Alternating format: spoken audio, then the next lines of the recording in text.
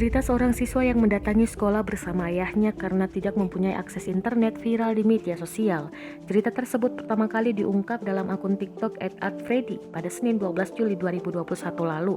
Kemudian, cerita tersebut menjadi sorotan setelah diunggah kembali oleh akun Instagram @lambetura pada Selasa 13 Juli 2021 kemarin. Dalam video tersebut, terlihat seorang siswa berseragam putih biru tengah mengayuh sepeda ontel.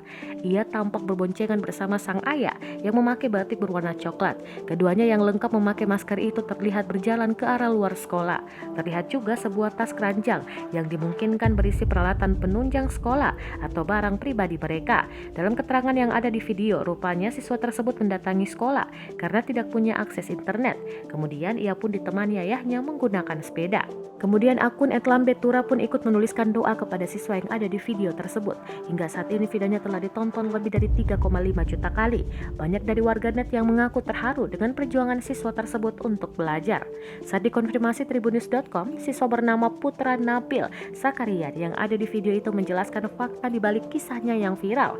Putra mengatakan video tersebut diambil pada awal Juli 2021 lalu saat mendaftar sekolah. Kala itu, Putra bersama ayahnya datang ke sekolah untuk mendaftar sebagai siswa baru di SMK Negeri 1 Selawi.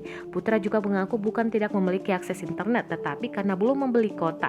Sementara, setelah pendaftaran, Putra mengaku sering datang ke sekolah karena ingin mengetahui mekanisme pembelajaran jarak jauh. Kendati demikian, meski mampu membeli kuota, Putra mengaku harus menabung terlebih dahulu. Jadi ada kalanya Putra tidak memiliki uang untuk membeli kuota setiap bulan dan berusaha untuk menahannya.